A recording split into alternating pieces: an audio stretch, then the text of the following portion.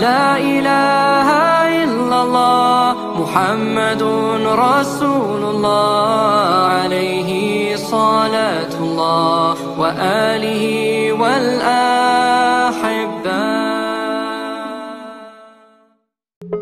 So these Yajuj and Majuj, they are dry and harsh in nature.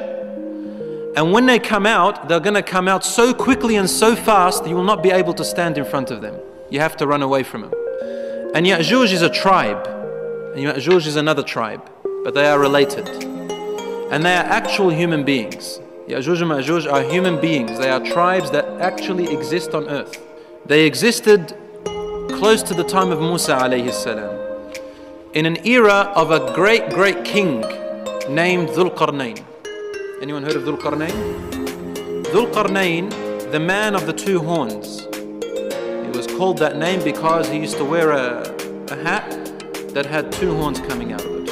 Dzulkarnain was an extremely powerful king, and he was a worshipper of Allah, a righteous, just Muslim king, among the best that ever existed on earth.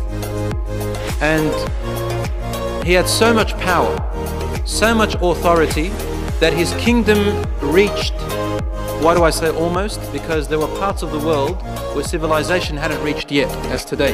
But whatever existed in that time, wherever civilization reached, Dzulkarnain had power to there, right to the end part of civilization. And Allah subhanahu wa ta'ala talks about Dzulkarnain in Surat al-Kahf. It speaks about Dzulkarnain as being that king, and Allah subhanahu wa ta'ala describes him, as I said, as a just and fair leader who used to say, whoever does good, then we will reward him, and whoever does wrong, then we will punish him a punishment in this earth, and in the hereafter will be punished by his Lord, a punishment that is unheard of. So he was very strict on laws that Allah subhanahu wa ta'ala has sent down, and he was very rewarding and generous for those who do good. So everybody loved him. And he brought justice this way. Very harsh on the wrong and very generous on the good. And Allah tells us about Dzulkarnain, describing his amount of kingdom, saying that, you know, in a very allegorical, beautiful way of language, saying that Dzulkarnain, he reached a very far distance in land. He used to go around the whole world, see who is being oppressed, who is doing good to reward them, bringing justice between people. He used to physically go out with his army like that, looking everywhere as far as he can. That's what he spent his life in, traveling the world and applying justice and worship of Allah subhanahu wa ta'ala everywhere he went. So Allah describes one of his journeys. He went one time to establish justice, and when he reached, Allah says in the Quran, حتى إذا بلغ مغرب الشمس وجدها تغرب في عين حمئة. When he reached the place of the setting of the sun, he found it setting in a murky pond or in a murky water. What does this mean? Now, there are non-Muslims out there who try to use this against us. They say, what's this Quran talking about science? How can a sun set inside of water when we know that the earth rotates around the sun? And how can a man reach the setting of the sun? The sun doesn't set, the earth rotates around. You can't really reach the sun. There's no such thing. What these miserable people don't understand is the language of the Quran. The Arabs at the time of the Prophet ﷺ understood it better than these miserable people. And if there was any problem with it, they would have beaten them to find a fault in the Quran. Trust you me. So these people come and use half-suck, twisted English, and they try to explain the Quran through their miserable ways. The Quran here is talking allegorically, because the Quran addresses human beings. And when you address human beings, and especially the whole world, it has to address them in a way where everybody could understand simple language.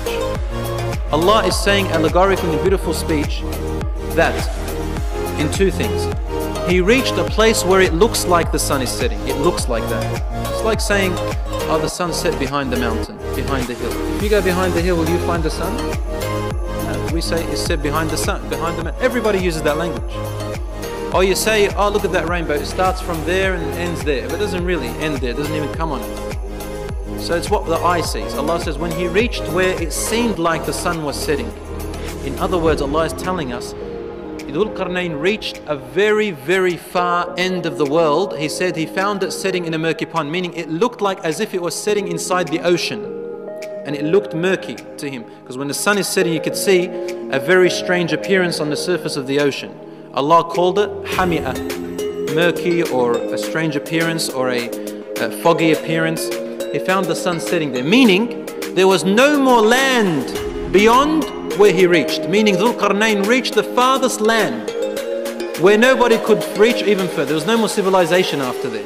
That's what the verse is talking about. He said he found people there that could hardly understand normal speech, very primitive in speech. They said, Ya Dzulkarnain, O Dzulkarnain, they knew he was the king. Can you please help us? Yajuj and Majuj, they are corruptors on earth. Now I want you to analyze with me over here. These people who are complaining to Dzulkarnain, they were very primitive in lifestyle and in language. So he reached the border of the world where civilization was so behind. And they were trying to explain to him about this other civilization that are even worse than them, that are even more primitive, worse and corruptive than these people that he just met. So he said, Oh Dzulkarnain, Yajuj and Majuj are very corruptive on earth. They kill, they take, they steal, they do all these things. Can we give you some help, bring you some people, so that we can help you to make a barrier between us and them, so that they can't come to us and they can be cut off from the world. Then Dzulkarnain replies, he said, Allah has already given me enough power. I don't need your help. Thank you for offering. But what I want you to help me with is just a little bit of starting off the foundations of the wall. I'll make between you and them a wall.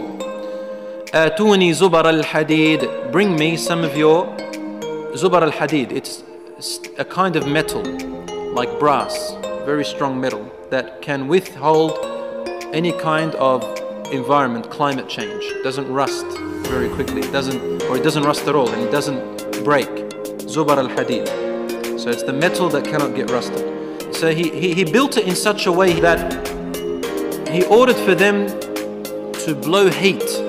So he melted it and molded it in such a way that it became so solidified, so strong through heat and through steel, that he said, حتى إذا جعله نارا, he made it melting because of fire. He said, آتوني أفرغ عليه قطرا. Bring me this other type of material that I may add to it, قطرا, that will make it extra strong. So the whole idea here, Allah is telling us that He built a wall or a barrier or a dam, something that was so strong, so impermeable, that nothing can reach and nothing can come, nothing can break it down anymore. No climate, no people, no weaponry, nothing. Allah says in the Quran, فَمَا اسْطَاعُوا أَن يَظْهَرُوهُ وَمَا اسْتَطَاعُوا لَهُ نَقْبًا. He said, no one was able to break through it, and no one was able to overpower it. It was such a strong wall, impermeable to anything. And when Dzulkarnain looked at the people, they looked at this wall and they said, wow, this is a very strong wall. And Dzulkarnain wanted to teach them a lesson. Finally, he said, قَالَ هَذَا رَحْمَةٌ مِّن رَبِّي. He said, this is from the mercy of my Lord. What's the mercy here? That He allowed us to prevent you from the corruption of Yajuj and Majuj. Then he said, فَإِذَا جَاءَ وَعْدُ رَبِّي جَعَلَهُ دَكَّاءَ وَكَانَ وَعْدُ رَبِّي حَقًّا. He said, now, this wall has been built there, it's strong. This is a mercy from your Lord for now. But when the promise of my Lord has arrived, Allah has decreed something that's going to happen. Allah will make this wall destroyed. He will destroy it. Dakka, meaning it will be level with the ground. وَكَانَ وَعْدُ رَبِّي حَقًّا. The promise of my Lord is truly going to come, no doubt. What is he saying here?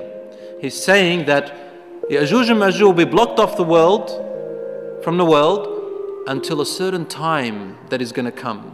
Allah, it is only Allah who will destroy, who will allow for this wall to be destroyed, and when it is destroyed, this Yajuj and Majuj will come out. Allah says, وَتَرَكْنَا بَعْضَهُمْ يَوْمَئِذٍ يَمُوجُ فِي بَعْضٍ وَنُفِخَ فِي الصُّورِ فَجَمَعْنَاهُمْ جَمْعًا. He said, and so we left them, Yajuj Majuj. We left them, and we left the people like this, in this way, Yajuj Majuj away from the people, and they living among one another. Allah says, but we will surely bring everyone, including Yajuj and Majuj, everyone back when the trumpet is blown. So no one has been able to break through this wall ever since. And Allahu A'lam if anybody has ever reached that place. But if you want to know where it is, from the tafsir that I've read, and Allah knows best of course, they indicate that their position is somewhere near the upper part of the world, towards the North Pole. So towards the Russian areas in that sort of region, higher up towards the North Pole area. And Allah subhanahu wa ta'ala knows best exactly where they are.